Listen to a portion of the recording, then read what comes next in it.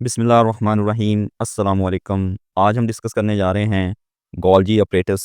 इसकी स्ट्रक्चर देखेंगे, डिस्कवरी और फंक्शन। तो सबसे पहले हम इंट्रोडक्शन देखते हैं गोल्जी अपरेटस। इसकी स्ट्रक्चर अगर हम देखें तो इसकी शेप कप शेप होती है। अगर आप यहाँ पे देखें, ये आपको कप शेप स्ट्रक्चर इसकी नज़र आ रही है और ये मेम्ब्रेन बॉन्डेड ऑर्गेनेले है, यानी कि इसके इर्द गिर्द ये मेम्ब्रेन होती है, इसलिए इसको मेम्ब्रेन बॉन्डेड ऑर्गेनेले कहते हैं। और ये जो इसकी ट्यूब लाइक स्ट्रक्चर है, ये सैक्स पैदा करती है जिसके अंदर डिफरेंट मटेरियल को पैक किया जाता है। यहाँ पे आप देखें, ये आपको डिफरेंट सैक्स नज़र आ रहे हैं। ये डिफरेंट मटेरियल को पैक करने में हेल्प करती है। गोल्जी अपरेटस की इस एक ट्यूब को सिस्टर्नी कहते हैं। सिस्टर्नी वो ट्यूब होती है जो गोल्जी अपरेटस को बनाती है, यानी कि बहुत सारी ट्यूब्स जब मिलेंगी तो फिर ये गोल्जी अपरेटस बनेगा। गोल्जी अपरेटस ये प्लांट में भी होता है, एनिमल में भी होता है और यूनिसेलुलर यूकेरियोट्स में होता है। लेकिन ये बैक्टीरिया के अंदर नहीं पाया जाता क्योंकि ये मेम्ब्रेन बॉन्डेड ऑर्गेनेले है और मेम्ब्रेन बॉन्डेड ऑर्गेनेले सिर्फ यूकेरियोट्स सेल के अंदर पाए जाते हैं। अगर हम इसकी सिस्टर्नी की नंबर देखें कि एक सेल के अंदर सिस्टर्नी कितने होते हैं, तो वो 5 से 8 तक इसका नंबर होता है। और कुछ फ्लैजिलेट्स यानी कि ऐसे ऑर्गेनिज्म जिनके पास फ्लैजेला होता है, उनके पास उनके सेल के अंदर 60 तक इनकी तादाद होती है सिस्टर्नी की, इन ट्यूब्स लाइक स्ट्रक्चर की। अगर हम इसकी लोकेशन देखें तो ये न्यूक्लियस के बिल्कुल करीब पाया जाता है। यहाँ पे आप देखें, यहाँ पे आपको ये जो इसकी ये वाले जो पिंक कलर के आपको नज़र आ रहे हैं, ये गोल्जी अपरेटस हैं और इसके साथ ये न्यूक्लियस है। तो ये न्यूक्लियस के बिल्कुल करीब पाया जाता है।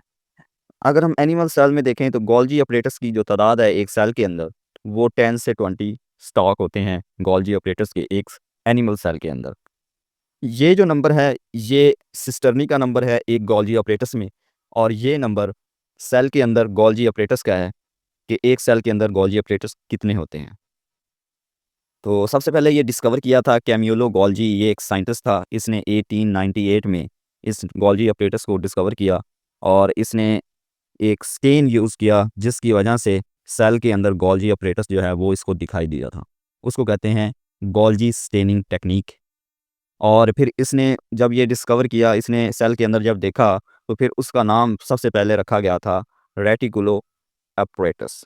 रेटिकुलर अपरेटस क्यों रखा गया? वो इस वजह से रखा गया कि इसको आप ज़्यादा ज़ूम करके देखें तो आपको ये डिफरेंट ट्यूब्स का नेटवर्क लग रहा है। तो इसलिए फिर इसका नाम रेटिकुलर अपरेटस रखा गया, यानी कि इसके अंदर भी डिफरेंट ट्यूब्स का नेटवर्क है। रेटिकुलर का मतलब ही नेटवर्क होता है, जाल होता है।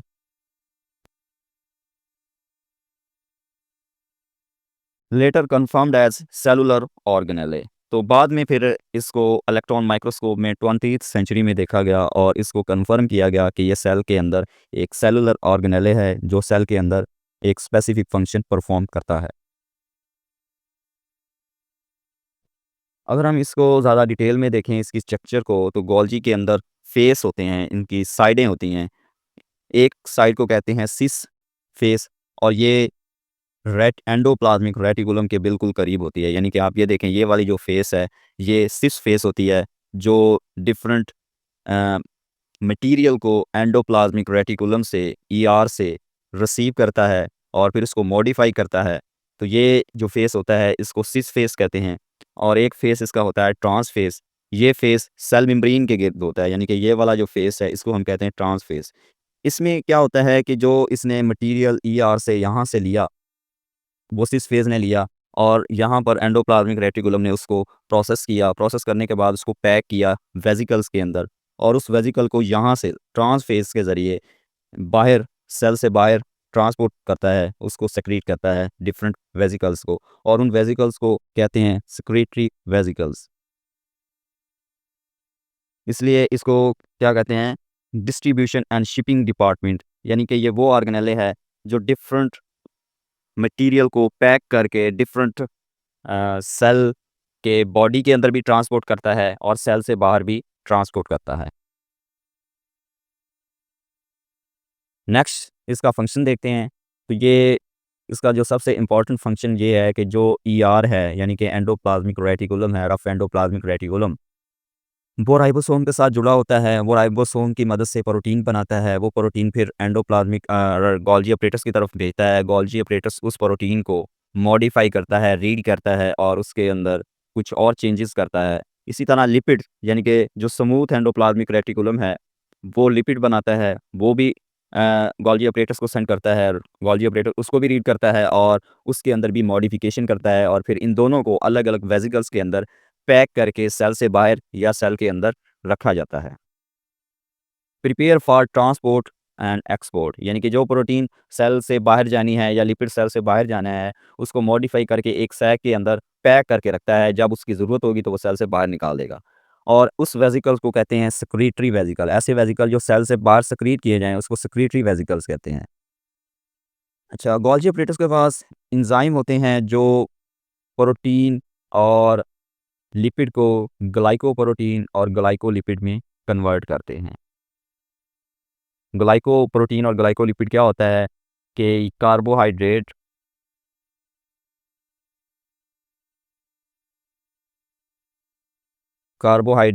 प्लस प्रोटीन, इसको कलेक्टिवली कहते हैं ग्लाइकोप्रोटीन। इसी तरह ग्लाइकोलिपिड क्या होता है, कार्बोहाइड्रेट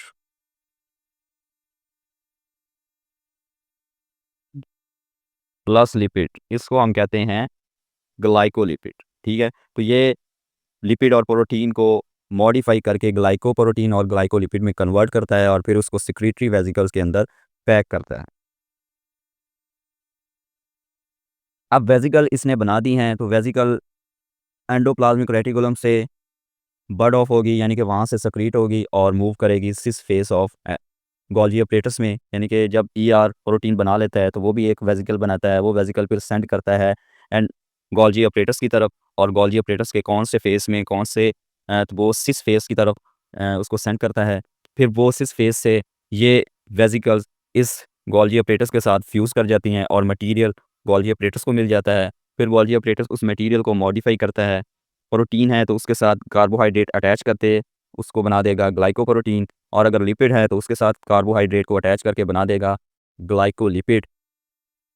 फिर उसके बाद गोल्जी के अंदर एक छोटा-सा खला होता है, उसको ल्यूमन कहते हैं। ये आप देखें, ये ट्यूब्स के अंदर जो जगह एम्प्टी स्पेस होती है, उसको हम कहते हैं ल्यूमन। वहाँ पर ये सारा काम हो रहा होता है, मॉडिफ़िकेशन। फिर उसके बाद जब सब कुछ ये बना लेता है, वेसिकल बन जाता है और उसके अंदर जो भी मटीरियल है, वो उसको पैक कर देता है। फिर उस पैक मटीरियल को वेसिकल की फॉर्म में ट्रांसफ़ेस के अंदर, यानी कि इस साइड से वेसिकल को सिक्रीट कर देता है। सेल के अंदर वो फिर वेसिकल मूव करती रहती हैं। जब इस सेल को ज़रूरत पड़ती है उसको बाहर एग्ज़िट करने की, तो फिर वो सेल मेम्ब्रेन के ज़रिए इस वेसिकल को एग्ज़िट कर दिया जाता है। अब कौन-कौन से ऐसे प्रोडक्ट हैं जो गोल्गी अपरेटस सिक्रीट करता है और बनाता है? तो सबसे पहला, सेल की जितनी भी सेक्रीशन होती हैं, वो गोल्गी अपरेटस की बदौलत ही सेल से बाहर सिक्रीट होती हैं। इसी तरह सम ऐसे वेसिकल्स होते हैं जो सेल के अंदर ही उसको सेल को चाहिए होता है, तो फिर जब सेल गोल्गी अपरेटस वो वेसिकल्स बना देता है, तो वो फिर सेल के अंदर ही वेसिकल्स मूव करती रहती हैं। जब सेल को उसकी ज़रूरत होगी तो फिर वो इस्तेमाल करेगा। फॉर एग्जांपल, अगर एंडोप्लाज्मिक रेटिकुलम ने ऐसी प्रोटीन बनाई है जो सेल के अंदर ही चाहिए, तो वो प्रोटीन को गोल्गी अपरेटस की तरफ सेंड करेगा, गोल्गी अपरेटस को मॉडिफाई करेगा और फिर दोबारा एंडोप्लाज्मिक रेटिकुलम की तरफ सेंड कर देगा। फिर वो आगे इसका जो भी काम होगा एंडोप्लाज्मिक रेटिकुलम का, वो परफॉर्म करेगा। इसी तरह कुछ वेसिकल गोल्गी अपरेटस बनाता है जिसको लाइसोसोम कहते हैं। लाइसोसोम ये भी सैक होती है, लेकिन इसके अंदर बहुत ही हाईली पावरफुल एंजाइम होते हैं और वो पावरफुल एंजाइम डाइजेशन में हेल्प करते हैं, सेल के डिफेंस में हेल्प करते हैं। कोई ऐसा फॉरेन पार्टिकल, बाहर का पार्टिकल सेल के अंदर जब इंटर होता है, तो लाइसोसोम उसको इनगल्प कर लेता है, खा जाता है और उसको डिग्रेड कर देता है, और ये पावरफुल एंजाइम की मदद से करता है। अगर प्लांट में देखें तो प्लांट के अंदर जो पेक्टिन है, इसी तरह पॉलीसेकेराइड स्ट्रक्चर फॉर मेटाबॉलिज्म, ये सारी की सारी जो चीज़ें हैं ये भी गोल्गी अपरेटस पैदा करता है। और इसी तरह सेलुलोज जो कि प्लांट की सेल वॉल बनाता है, तो सेलुलोज भी गोल्गी अपरेटस ही सिक्रीट करता है और इसकी मदद से प्लांट सेल वॉल जो है वो बनती है। तो आज का टॉपिक था हमारा गॉल्जी ऑपरेटर्स। उम्मीद है आपको इसकी समझ आई होगी। अगर आपको ये लेक्चर पसंद आया तो आपने अपने दोस्तों के साथ इसको शेयर करना है, हमारी वीडियो को लाइक करना है और हमारे चैनल को सब्सक्राइब करना है। Thank you.